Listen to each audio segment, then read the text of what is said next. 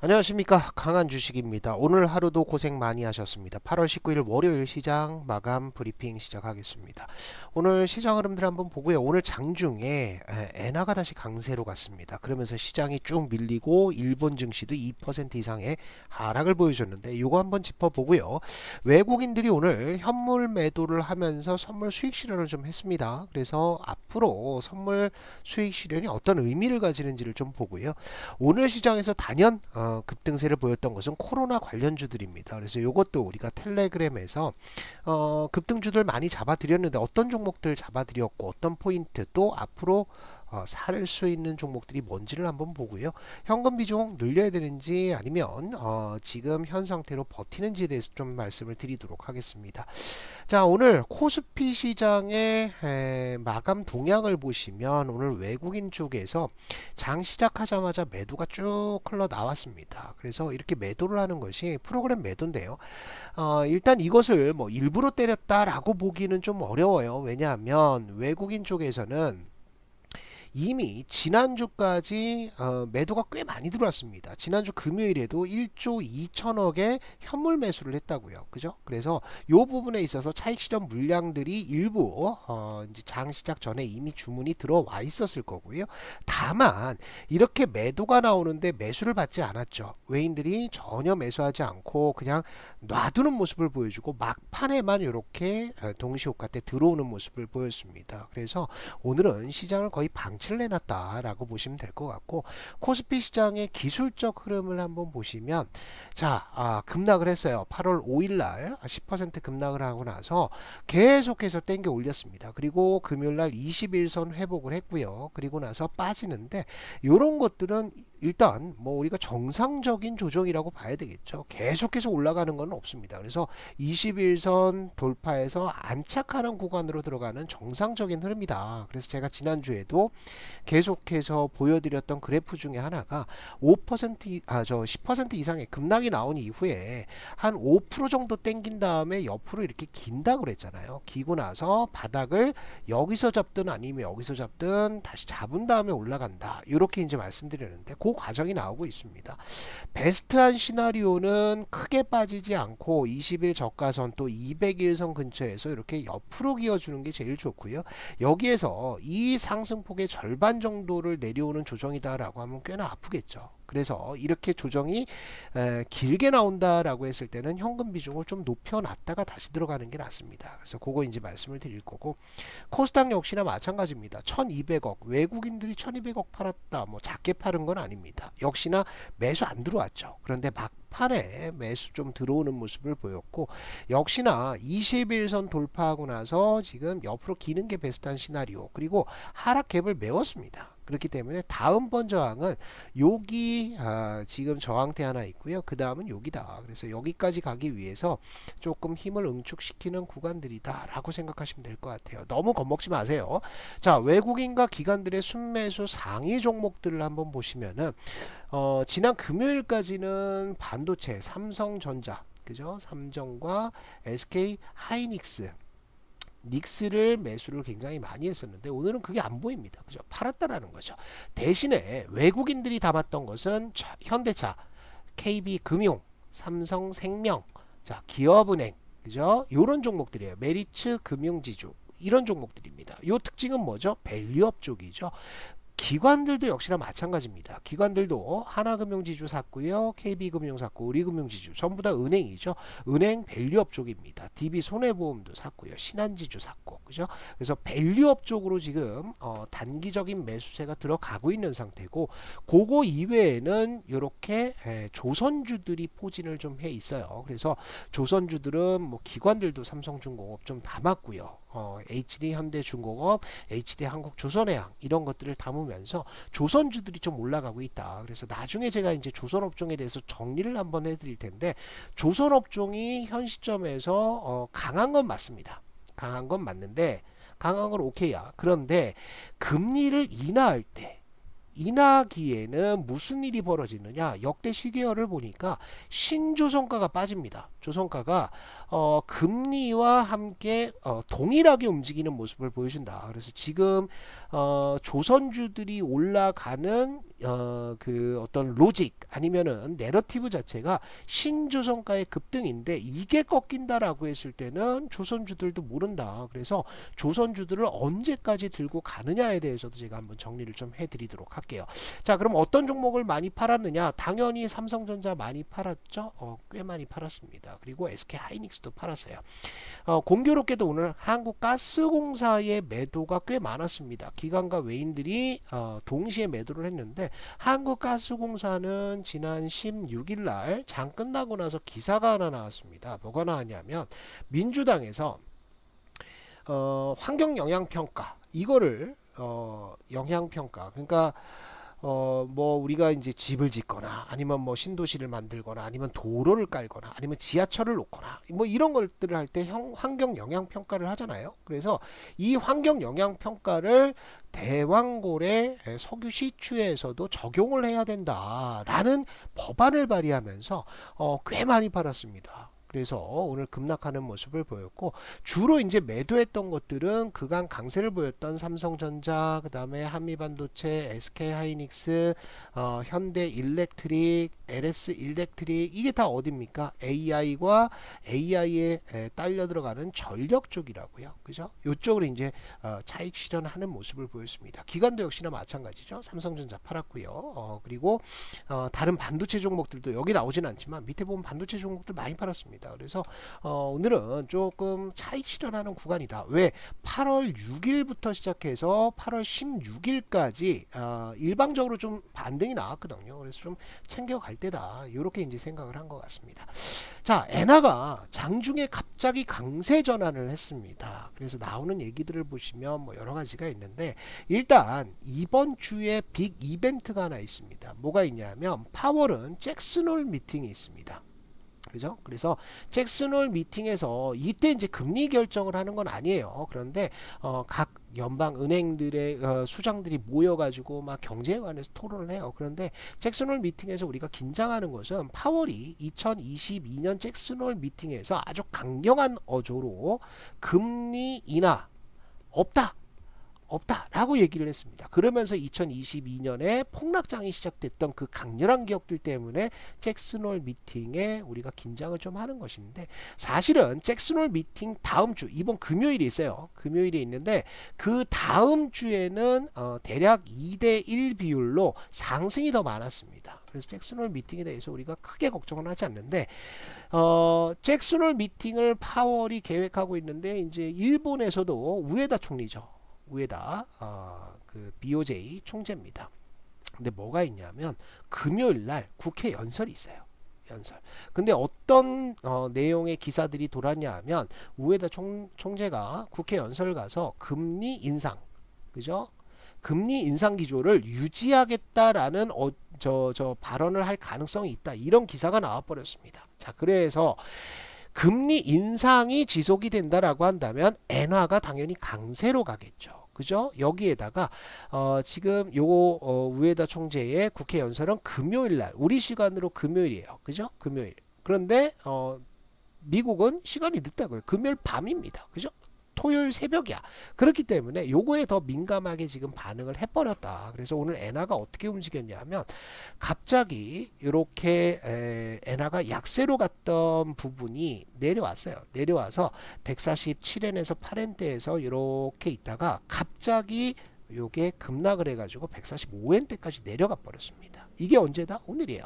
그죠? 이렇게 급락을 하자 그 엔화가 강세로 돌아버리니까 무슨 일이 벌어지느냐? 아시아 증시가 전부 일제 조정에 들어갔습니다. 그죠? 그래서 니케이도 마이너스 0.2% 정도로 시작을 했는데 이게 장중에 마이너스 2% 이상 급락하는 흐름을 보였고요.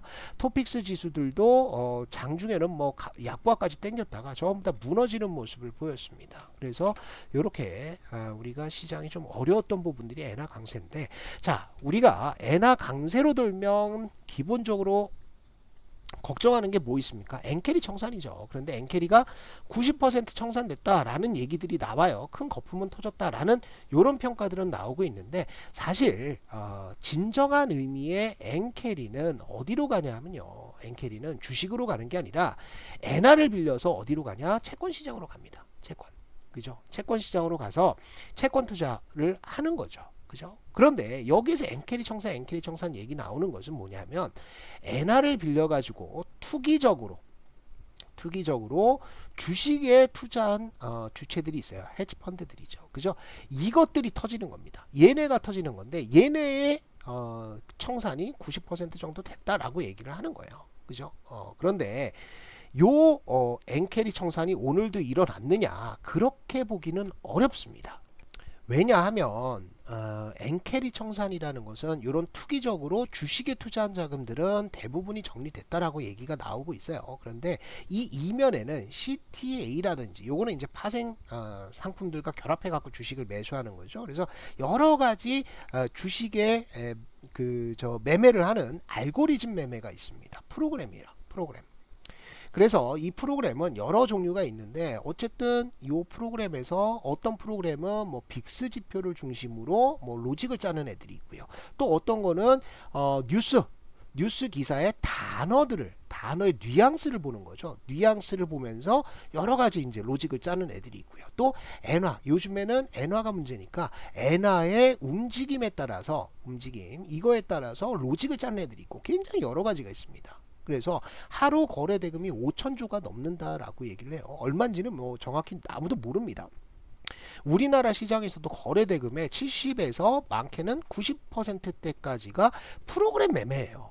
그죠? 프로그램이 전부 다 장악을 하고 있는 상태인데 오늘 시장에서 움직였던 것이 엔화가 강세로 가버리니까 엔화가 툭 떨어져 버리니까 무슨 일이 일어났냐? 요 프로그램 알고리즘이 발동을 하면서 뭐가 됐다? 매도가 좀 나왔던 것이 아닌가 이렇게 생각을 하는 거죠. 그런데 규모는 줄었죠. 그래서 엔화 강세의 움직임은 우리가 체크는 좀 해본다. 그런데 엔화 보시면 이게 이제 제가 조금 전에 이제 저거 한 건데 따온 건데 지금 보면은 145엔대까지 내려왔다가 일정 부분 반등을 했습니다. 그래서 일방적으로 패는 흐름들은 이제 아니다. 이렇게 정리를 좀 하시면 좋을 것 같습니다.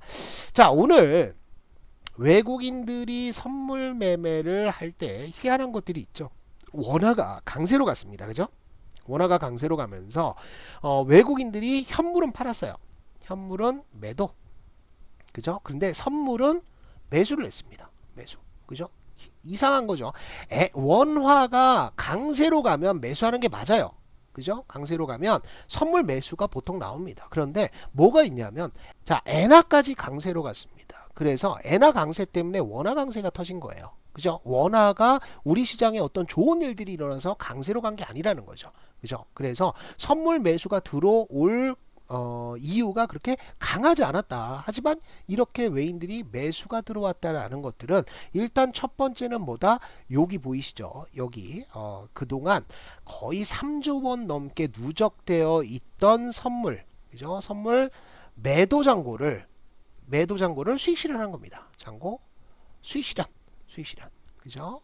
실현을 나선 것이고 두 번째는요. 지금 엔화가 강세로 갔던 것들도 이에 따라서 현물 매도가 툭툭툭툭 나오고 미국 지수 선물도 밀리고 일본도 밀리고 하는 것들을 일시적이다라고 판단할 수 있다라는 겁니다. 그래서 두 가지 가능성들이 있기 때문에 외인들의 선물 매매에 있어서는 우리가 하루 이틀 정도 더 두고 봐야 된다. 그리고 현금화하는 것도 하루 이틀 두고 봐야 된다라는 거죠.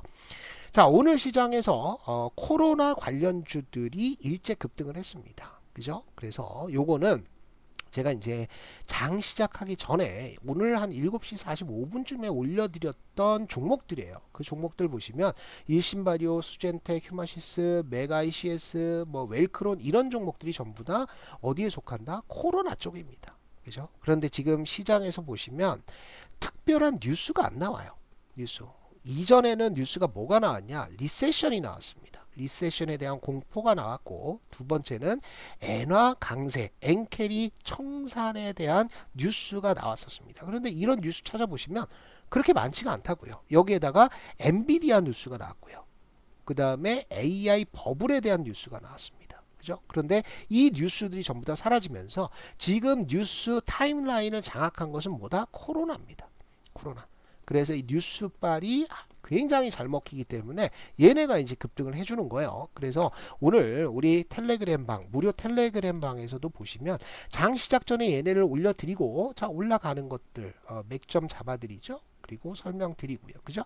아까 얘기한 일신바이오 써 있습니다. 그러니까 일신바이오도 급등하기 전에 아래 꼬리 잡는 거다 여기서. 그러고 나서 일신바이오가 오늘 20% 넘는 급등들이 터지는 거죠. 그리고 웰크론도 급등이 나왔고요. 맥 ICS도 역시나 급등이 나오면서 일단 지금은 이렇게 코스닥 종목들 매매하기가 굉장히 쉬운 장세다. 코로나 쪽이다. 그죠? 그래서 선수들도 여러분들 단기 매매 자신 있는 분들은 이렇게 우리 텔레그램 강한 주식에 무료 텔레그램 들어와서 아침마다 제가 뽑아드리는 이런 종목들 가지고 매매를 하시면 되는 거예요. 그죠? 여기에서 내가 20%안 먹어도 됩니다. 그죠? 그런데 종목들이 20% 이상씩 튀잖아요. 그럼 여기에서 여러분들이 능력껏 5%를 먹어도 되고 10%를 먹어도 되고 15%를 먹어도 되는 겁니다. 그래서 매일같이 제가 무료 텔레그램 방에서 이렇게 종목을 검색식을 통해서 뽑아드리고 여기에서 중요한 건 뭐죠?